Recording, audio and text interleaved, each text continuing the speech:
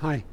Now, I've never met Sir James Dyson, and I don't know how long it took for his cyclone technology to work its way from being a vacuum cleaning disruptor to be the king of everything that forces air through small holes, but I'm willing to bet that the Dyson Airblade started with an unsatisfactory washroom or hand washing experience.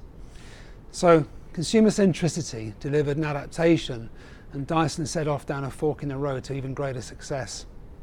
If you Google "do the right thing," you'll get about 3.5 million results, and one of them is a quote from a guy called Dean Koontz, who said, "Civilization rests on the fact that most people do the right thing most of the time." In the case of innovation, it's perhaps not quite so easy.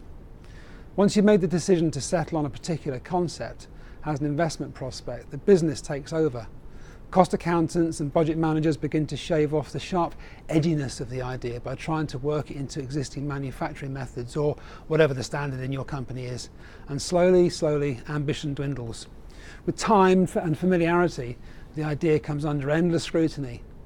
Budgetary pressure, the return on investment, and the time to return all have a part to play in making the overall metric of innovation so hard to quantify.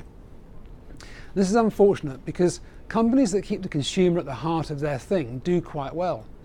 Take a cursory look at how consumers regard Dyson and, say, Hoover, and you'll see that the characters of the brands are described very differently.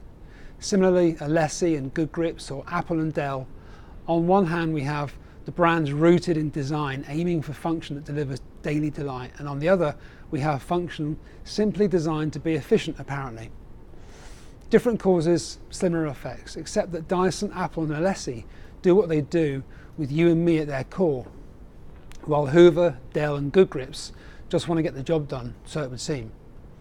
To centre your creativity and consumer delight may be far more sustainable than trying to hit a number. Of course, there may always be perceived conflict between doing what's best and doing what's expedient.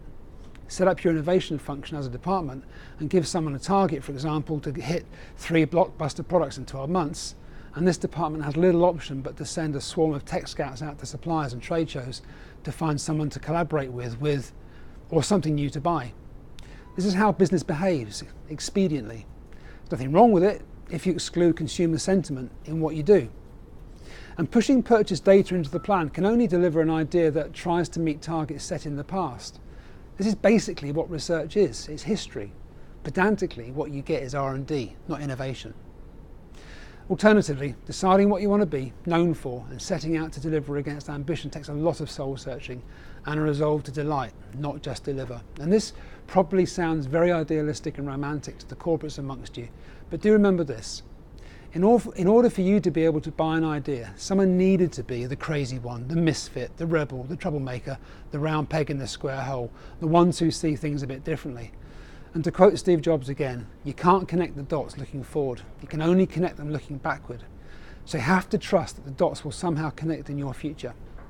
Future thinking and future proofing is what we do at Room 44.